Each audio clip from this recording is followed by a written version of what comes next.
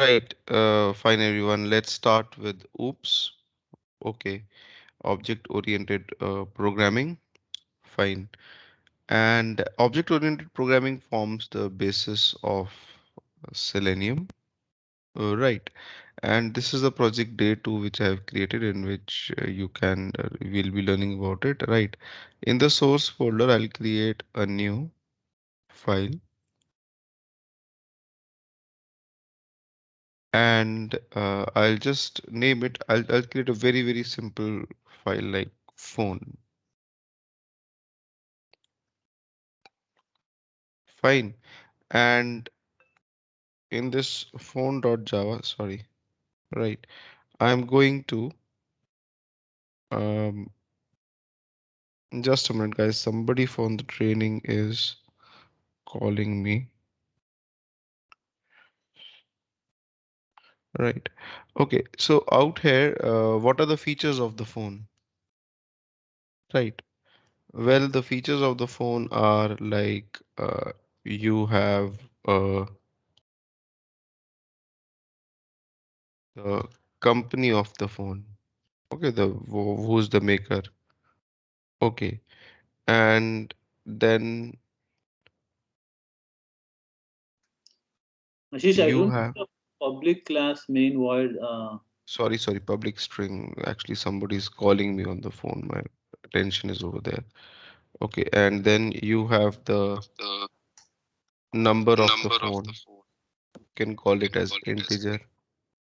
Guys, please keep your microphones on mute. Okay, because it's creating disturbance, right? So these are the two properties of the phone class. Okay, so you have a company of the phone, you have the number, okay, of the phone, right? And these define a particular phone, right? Now suppose I have a new class over here, and the name of the class is suppose um, iPhone, right?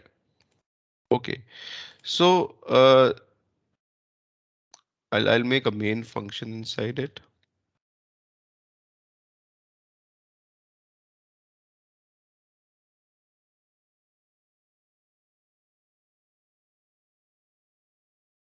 All right. So in this, I can create the object of the phone class. Okay. Now, what we are going to do is that we are going to create object of a particular class. Now, what do you mean by object? Okay. We write it something like this. New phone. Okay. So when you write like this, then the object of the class phone is created. And what is an object? Object is something you can say a memory location will be allocated to this particular object. Okay. And in that memory location, you will have both the variables company as well as the number.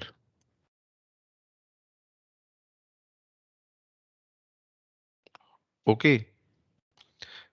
And you can create as many objects of this own class as you want. Right. And sorry, in the memory, you will be having objects created and every object will have company and a number. Okay, so you have two different classes over here. Phone class is different, iPhone class is different. iPhone class can be executed because it's got the main function. And in the iPhone class, I'm creating the object of the phone class. Okay, and you can write like this phone P1 equals to new phone. Now, why, what is this? These objects are just hanging in the memory. These objects cannot be accessed. Okay, so to access them, I am having these object references P1, P2, P3, and P1 will be over here, 2 will point towards the second object, and P3 will point towards the third object. So P1, P2, and P3 point towards the objects respectively. These are known as object references. Okay, look, object is different and object reference is different. There is a there is a potential difference between both of them. Okay, with the reference, you can access the object. You can change the state of the object with the object reference. For example, over here I can write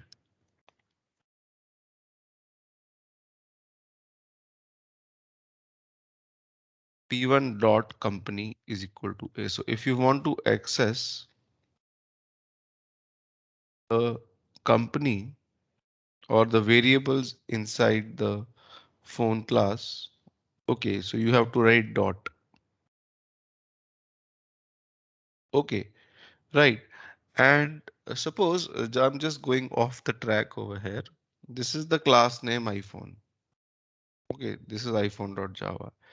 If you have to rename this class, sometimes in Java you have to rename the classes, right? So if you suppose you have to rename it to test phone, then it will give you an error because the name of the class has to be same as name of the file. Okay, so you can also rename it by renaming it the file over here. You can hit F2 of the keyboard and you will get the option to rename the file as well. Now the error will go away. Okay, so in Java, the class name has to be same as the file name. All right, now coming back over here. So you create the object of the phone.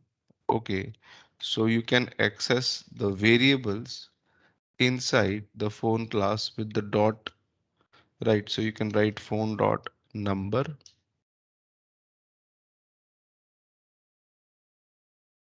Right. Similarly, you can access P2, P2 dot company.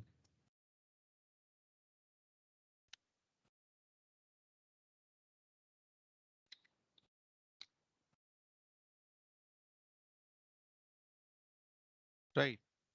What's going to happen is that in the memory, this company will become Apple and this number will become 1, 2, 3, 4. Right. And this company will become Samsung and number will become 4, 5, 6, 7. Right.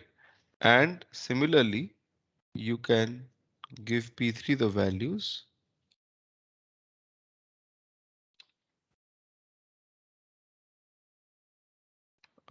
Say,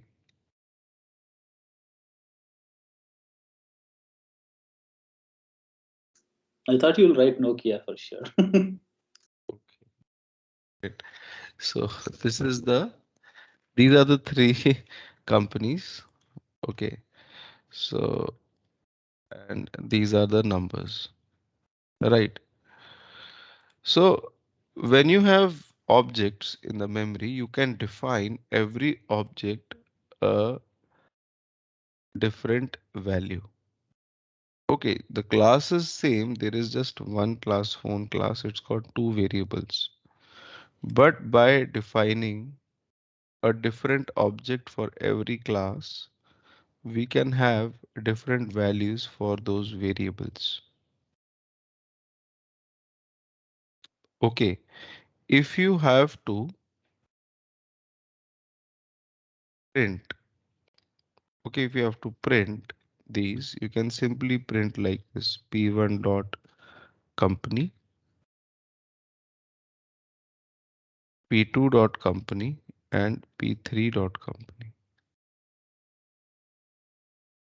Okay, And when you run this, see that Apple, Samsung, and Nokia, it is printing. So, so out here, you have got three different objects, and I am printing the companies of all the three different objects. Right. Now, if you go inside the phone class, okay, these variables over here, technically, these are known as global non-static variables. Okay. Now, what do you mean by non-static, static? I'm just going to tell you in some time. Right. So to create an object of the class, this is the syntax. The reference of the object can help you change the variables. Okay.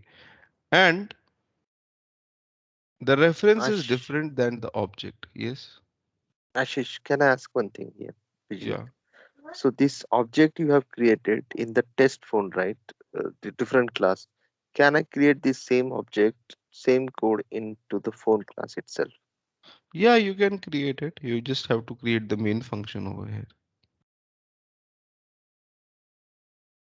Okay. Okay. You can create this. You just need to, wherever is the main function. Hmm. Okay. You can do these things. Right. Okay. So out here, if I write on the next line, P3 equals to P2. Now this creates a difference.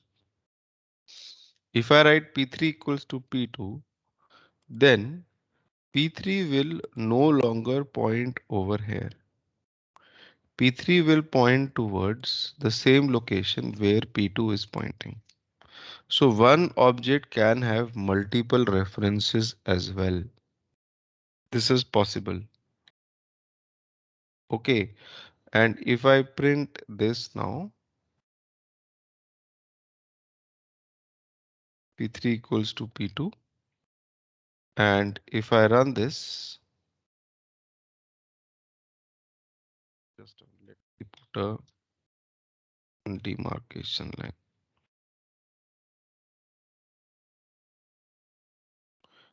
If I run this, you will see that second time it for P2 and P3 it is printing Samsung only because P3 is now pointing towards the location where P2 is pointing and that is Samsung. All right. So this is what objects are actually. Objects will be there in the memory. They'll be at their own locations, but object references you can change from one location to another as well. All right. So out here, if I make a function public void print in which I print the company and the number, right? Plus is a concatenation operator. Okay, it can concatenate a string and a variable. All right. So if I print the company as well as the number, and if I call this function on the object, or you can call the print function on the object. Okay, the print function will be there inside every particular object. Print will be there everywhere. So when p1.print is called, okay, you can call it with the object reference p1 dot. Now you'll get the print function as well, or p2 dot print or p3 dot print.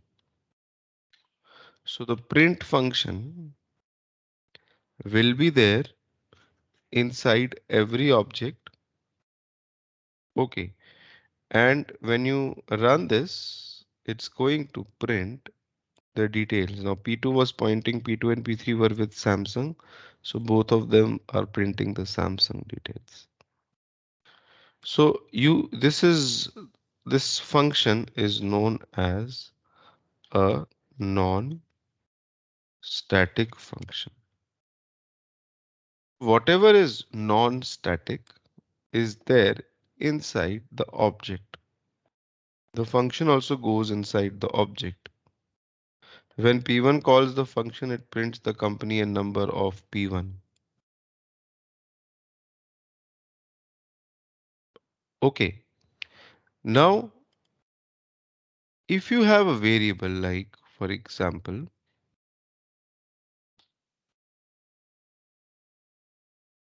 public int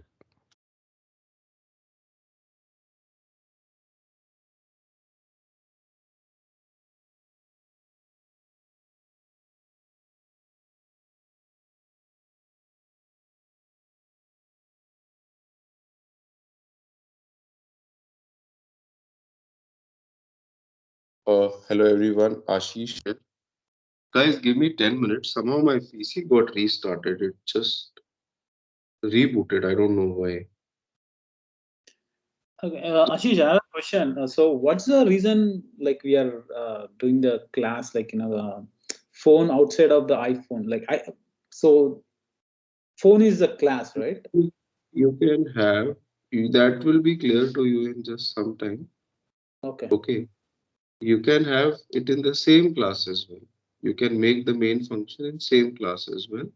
It is completely your choice. Okay. So that's not a problem. So is it more like to have a better code? That's the reason we are like Yeah, more understandable, you can say. That's why. Okay. Okay. So you can make something which is in the same class as well. That's not a problem. That's completely your choice. Okay. I don't know why my PC got restarted.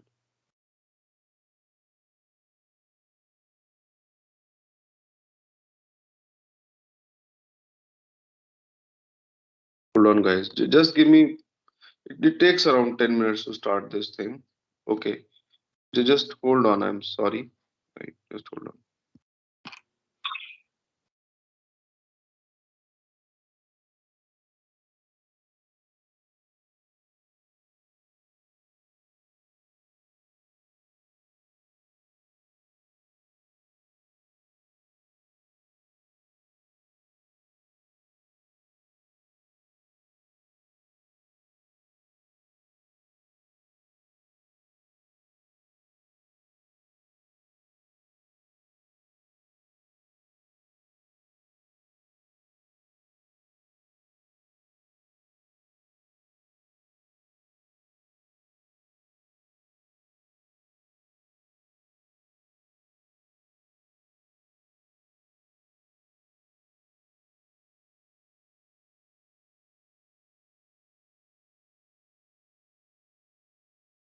Yes, Neelam.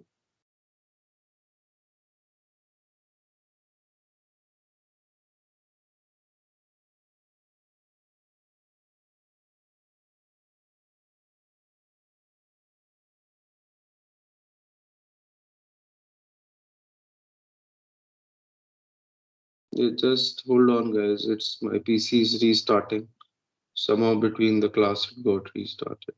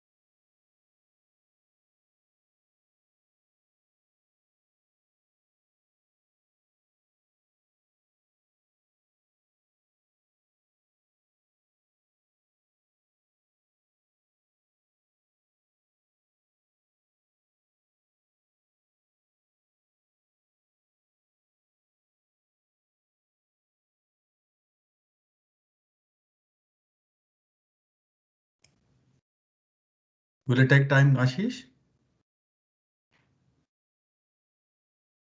Yeah, just 2-3 minutes. I've just logged Uh, in. It uh, has process. It takes a little while to start. no Okay. worries, no worries. Ashish, just wanted to, out of curiosity, just wanted to have a better understanding of the OBJs, right? The objects, right? Yeah, yeah. So, should we call an object like it is a collection of variables, strings, and the functions? Yeah, you can say that when Will you that be create okay an to call it? yes, you can when you create an object, whatever are the non-static things inside the class, whether they are functions or whether they are variables, all of them they become the part of the object. Right, Okay. right. I'm going to tell you about static in some time, right? And Okay. okay. Static, I think you will be defining in the that one, the what do you call it, a constructor? No, no, no, it's a constructor. That is very different. That is different. Okay, all right.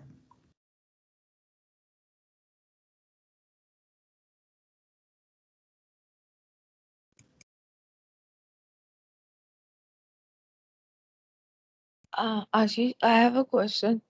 What is like, can we call a class without a main function?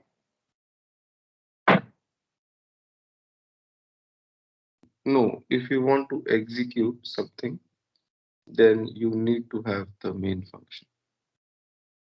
Okay.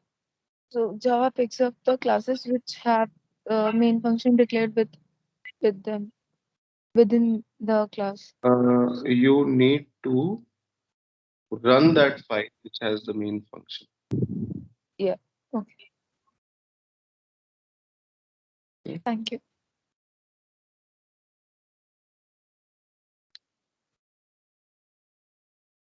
So the classes without the main functions are basically used for inheritance or something like that, like uh, importing. You can define your property.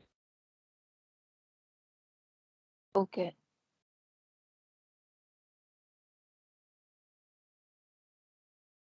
Okay, so I've also switched on my laptop in case this thing goes away again. Right, hold on. Yeah, I'm back.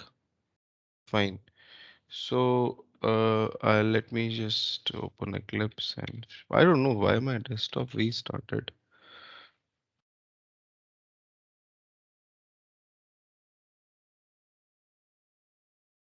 Fine, I'm sharing my screen.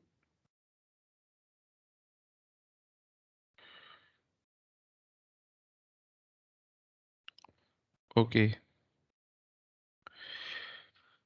so that diagram is also gone. I think from tomorrow I'll take it from my laptop. Generally, I take the classes from the laptop only. Okay,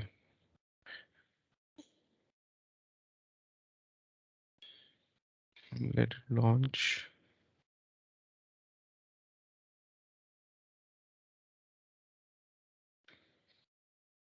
Right.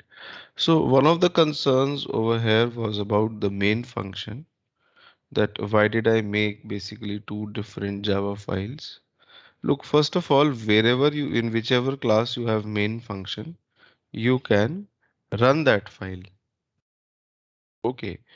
If you can run it as a Java application. I can also make this main function over here. Okay, just to keep things a little simple, I moved it away from phone.java. All right. So we have got three objects over here. Okay, every object has got these two variables, company and the number. Okay, and these are non-static variables. Right.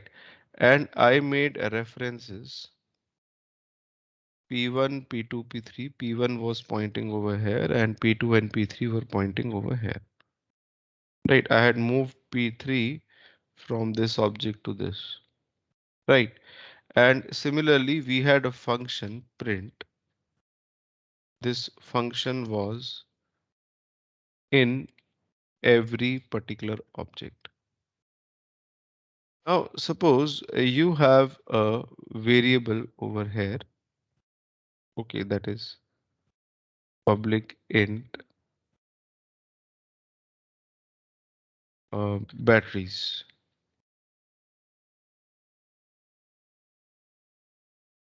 Now, we know that every phone has got one battery.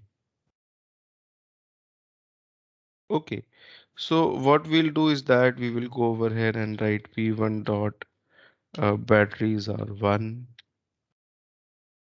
Okay, and say p2 dot batteries are 1 and p dot batteries are 1. So what will happen is that out here the batteries variable will be coming up in every phone object, but the value would always be 1. So it doesn't make sense that I am declaring a variable inside every particular object and initializing it to 1 every time. So what we do is that we make this variable as static.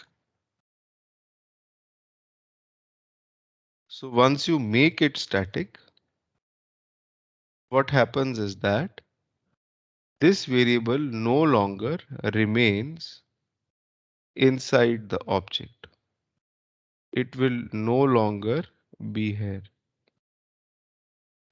Rather, this variable moves at some memory location, which is, you can say, common to all the objects, and all the objects access this variable from this common memory location.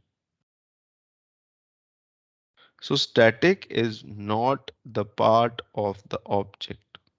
This is the golden rule. Okay, and since it's not the part of the object, you will see a yellow warning sign over here that it will not throw an error, but it will give you a warning that fine, this is not the part of the object. So don't try to access it like this. Okay, so I'll comment these lines. Rather, static things can be accessed directly with the name of the class because they are common for all the objects. You can write over here phone dot batteries are 1.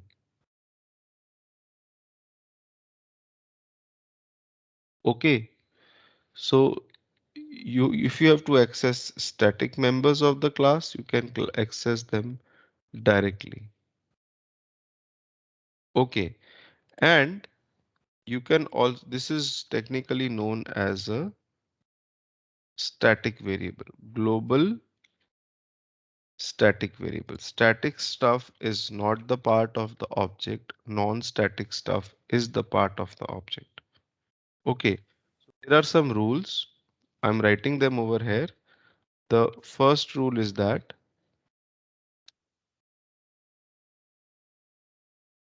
static is not part of the object. And the second rule is that non-static is part of the object. Okay, and you can also have static functions like public static void, and you can write over here print battery details, suppose. Okay, and you can type over here number of batteries are. So this is known as a global or not a global, but basically a static function. If you want to access this static function, you can access it directly with the name of the class. You can write phone dot print battery details. So when you run this, it's going to print number of batteries are 1. And number of batteries 1, they become part of, they are common for all the objects. Not a part, Just common. what if these batteries are different? Then we use variables. I couldn't get your question. What if the batteries, number of batteries for each of the phone is different? Then you'll have to make it non-static. Okay, got it. Okay, then you put the batteries in every object if the number of batteries are different. Okay, got it. Makes sense. Now, another golden rule or something which I want to tell you is that if I write company over here, you cannot access the non-static from static. If you have a static function, then inside the static function, you can only access the static details because static function, okay, is somewhere over here in the memory. This function would be somewhere over here in the memory. And inside this function, if I try to print the, say, company, it will give you an error because which company, which object's company are you trying to print? Okay, so you cannot access non-static from static. This is a golden rule.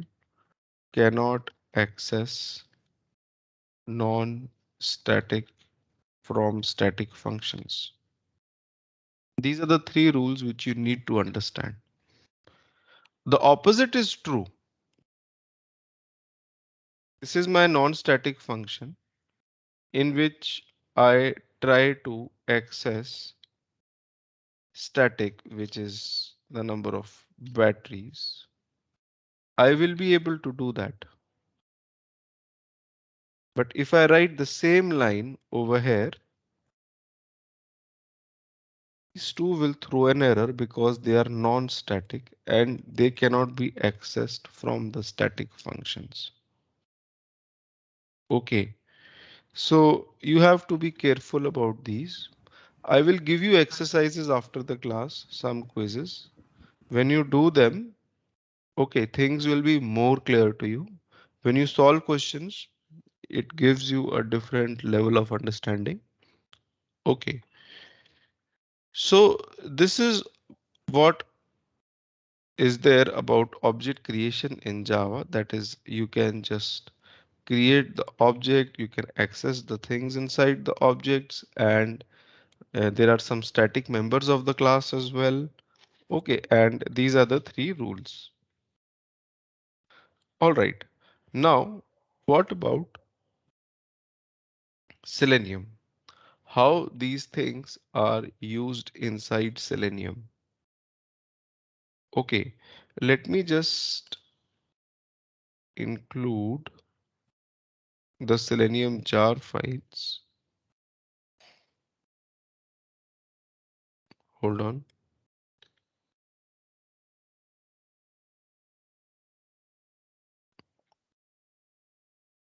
Okay, I've included the Selenium jar files in this project. So my Selenium is enabled. Right. And I'll create a new class known as Selenium Basics.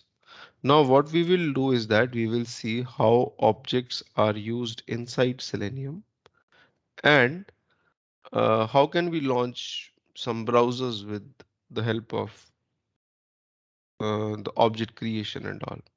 Right. So if you go to the official website of Selenium, hold on. Right.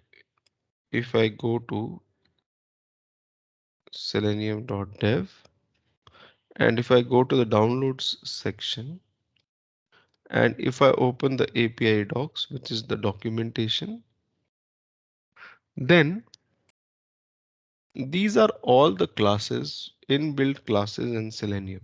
Look, everything in Selenium is inbuilt. There is no rocket science involved. You don't have to write your own stuff to interact with the browser. All the commands are inbuilt. You need to just know how to use them with the help of object-oriented programming.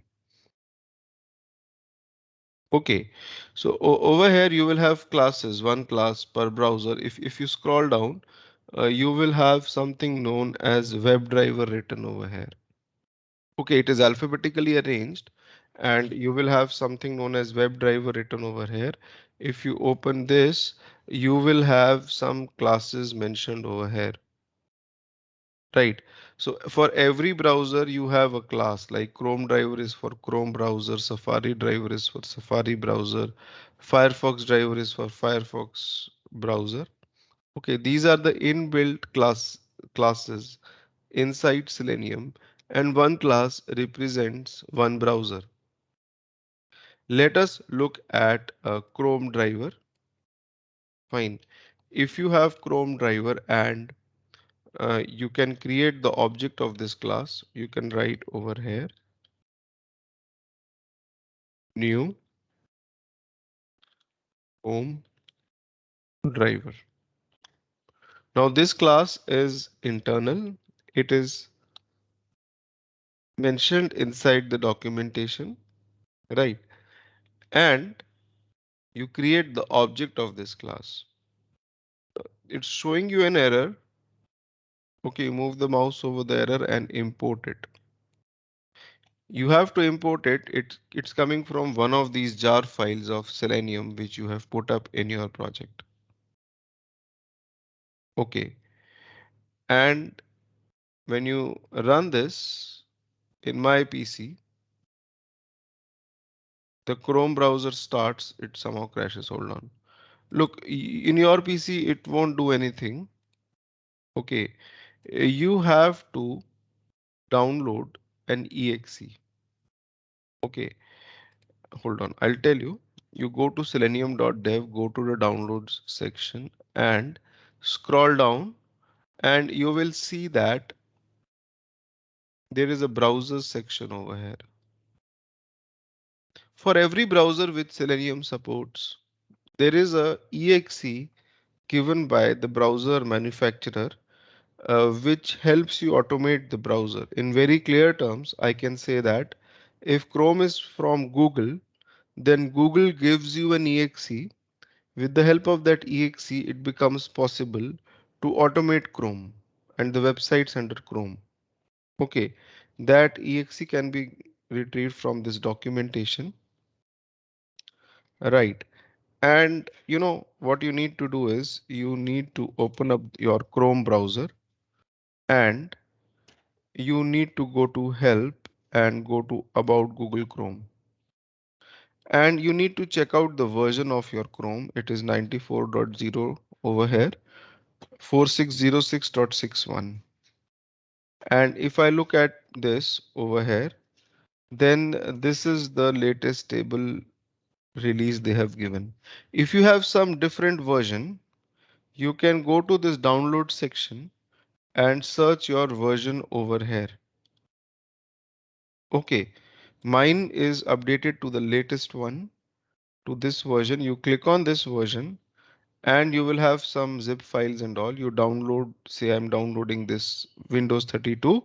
Windows 32 will also work on Windows 64-bit. Okay, you download this Chrome driver, zip file. Right, inside this folder, when you extract it, you will have an exe. Don't run this exe, you will not get anything by running this exe. Okay, I will place it. Just a minute.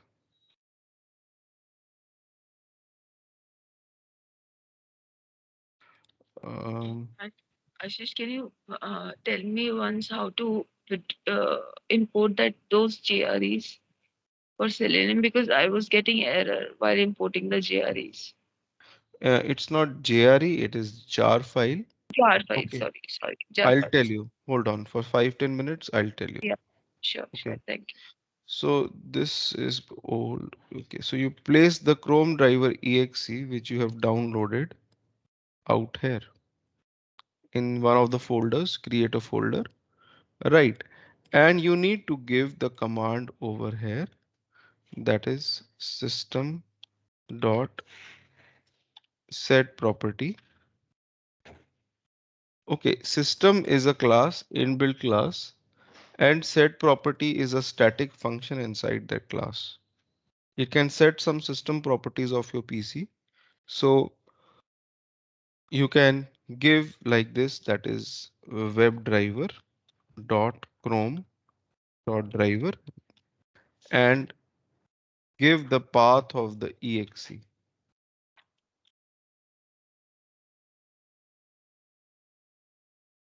Okay. Look, Java is case sensitive language. Everything over here has to be in lowercase. Sometimes people give capital W over here. It creates a problem. Okay. When you run this code now, you will see that the browser launches. If the browser is not launching on your PC, that means there is an error. You need your version of the browser is not matching with the version of the exe which you have downloaded. That is important. Okay, so if you give this line correctly, then on giving the command new Chrome driver, a new Chrome browser will be launching just by creating the object of this particular class. Okay, so you can give right over here Chrome driver cd equals to new Chrome driver. This line is like you are creating the reference of Chrome driver first and equating it to the object of the Chrome driver class. And you can start giving some commands. There are lots of commands. If you write cd dot, in the Chrome driver class, you will find so many functions. We are going to study about them. Okay, like you can write over here the get function, which takes you to some website. Okay, I'm just writing Microsoft.com. So when you run this code, so Chrome will open and it's going to take you to the Microsoft website. So it's that simple. All you need to do is that you need to import the jar files of Selenium.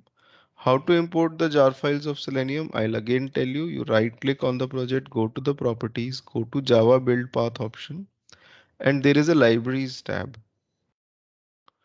You click on add external jars over here and select all the jar files which you have downloaded except the lib folder and click on open, and then again add external jars and select the jars which are there inside the lib folder as well. Don't forget those jars.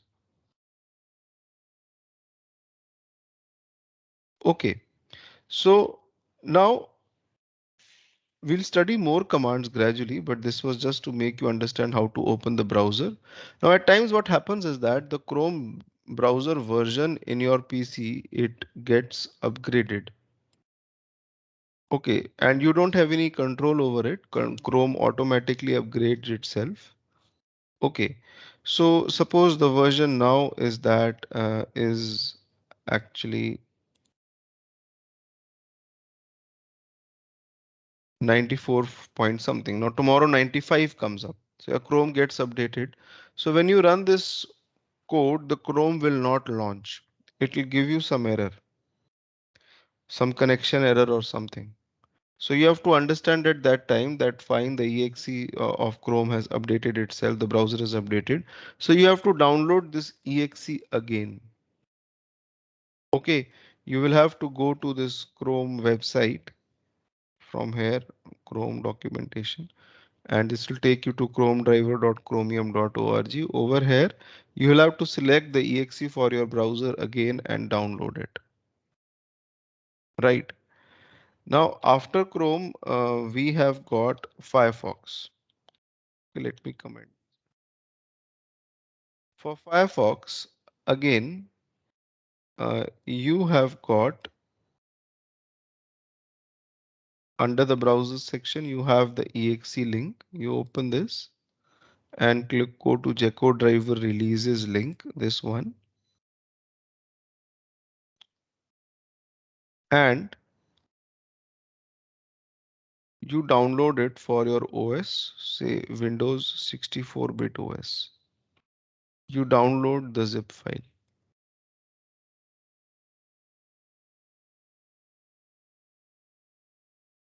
Okay, and you extract it to a certain folder, right? And I'll place it over here, right? And you just need to give one command, that is system.setProperty again. This command again. Instead of webdriver.chrome.driver, you have to write gecko.driver. Okay, for Firefox. And you have to give this particular driver exe. Now, if you create the object of Firefox driver,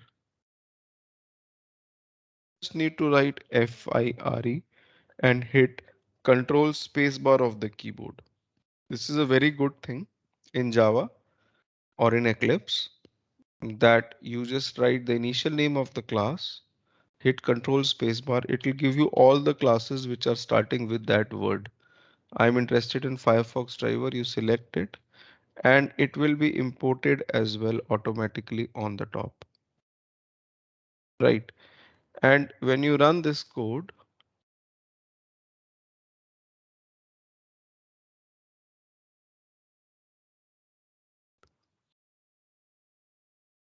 you see a blank Firefox opens up. Right. And you can create the object of this Firefox driver fd equals to like this with the reference, and you can write fd.get to http yahoo.com. So when you run this code, Firefox will open up and it's going to take you to yahoo.com. But Ashish, Right. in console, only red color message like failed. But This is a normal debug output. Okay, don't worry about that. Okay, don't worry. If there is a serious error, it's going to just crash. Okay, this is just a debug output. Right. So, Ashish, so when we are defining the driver variables like we did fd equal to new Firefox driver class, right? So while defining such classes or variables, we need to use like Firefox driver or Chrome driver. All these are like predefined Yes, names. yes, Okay. these are all predefined Mhm. inside these jars. These are Okay. present. These are built by the Selenium guys. You just need to create the objects of these classes. Okay. You can say something like this: phone class was built by me. I just created the object class to define the properties of the phone class. So similarly, these classes are inbuilt. Okay. Oh, yeah, got it. Now the Thank you. problem with Firefox driver is that when it gets updated, The exe, the updated exe you have to download, but the Firefox driver guys, they give the exe after some delay, maybe after 2-3 days. Chrome driver, whenever it's updated, the Chrome browser, the exe comes up on their website instantly. But for Firefox, I have seen it takes a little while. So what you can do is that you can turn off the automatic updates in Firefox.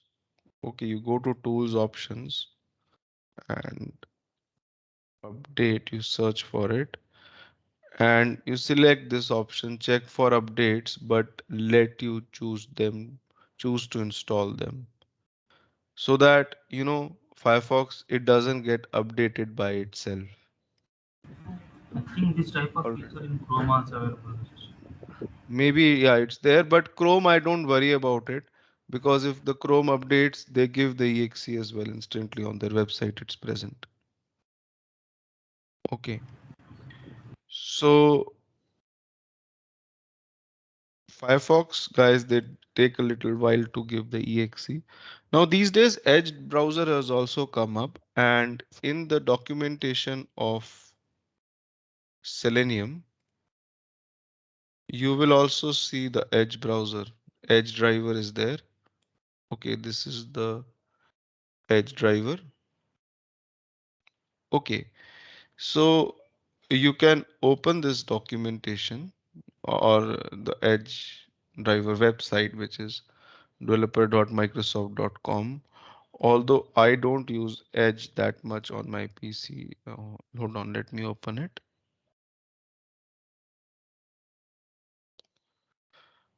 For every release they have, every version they have a different exe. Okay, so you check out your version of Edge. You go to hell about Microsoft Edge, and my version is 94.0. Actually, Edge is also Chrome these days. Behind it, Chromium engine is running. So, did anyone ask a question or something?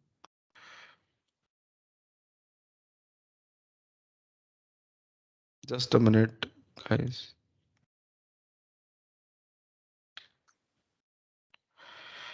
What has happened?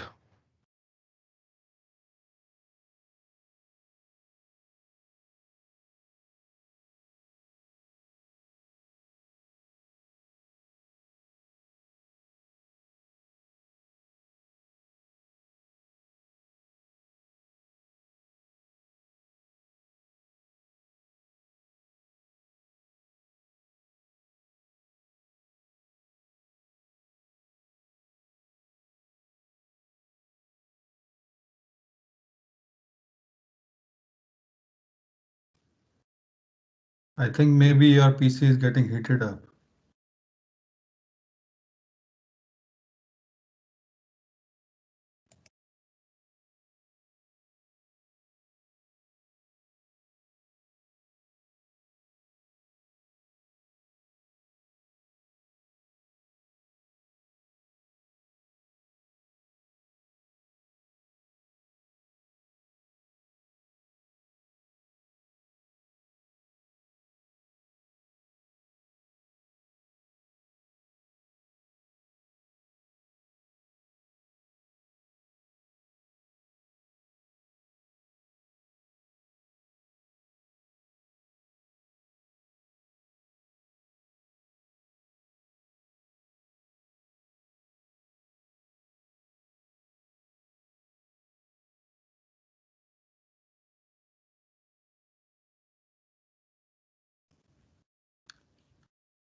Ashish, you are on mute.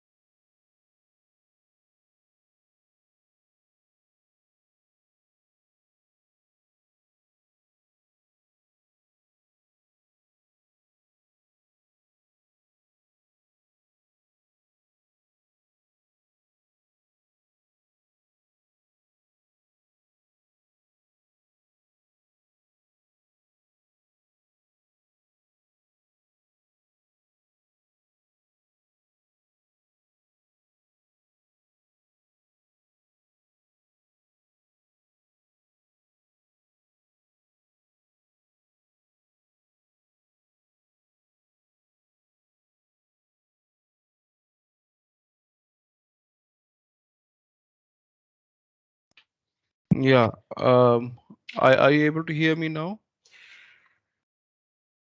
Are you able to hear me? Yes. Yes. Yes. I don't know what is happening to my PC. From tomorrow, I'll take the class on the laptop. My Teams, it simply crashed. Maybe it is getting heated up. Okay, I don't know. Too much load Let's on the see. PC. No, yeah, so it's not like that. It's something I don't know. Let's see. So these are the three drivers. Okay, I downloaded the exe for Microsoft Edge driver from uh, their website, and we created Edge driver object. Okay, so you can also download that exe corresponding to your version from the Microsoft website, and when you run this, you will see that Edge browser will launch. So launching the browser, it's not a big deal. Okay, so now the only thing is that, for every browser, when I get the exe, I have to put the exe like this. I have to give this line. You can get away with this line. Okay, basically you put all the exes in one folder, and you can set the exes in the environment variables, because of which you will not be required to give these three lines. Okay, so you just copy the folder path where you have kept all the exes. You go to your My Computer properties and go to Advanced System Settings, and there will be something known as environment variables written over here. Click on that.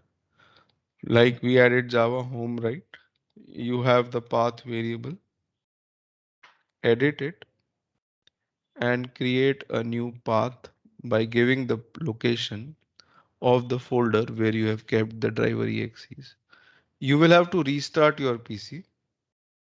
Okay.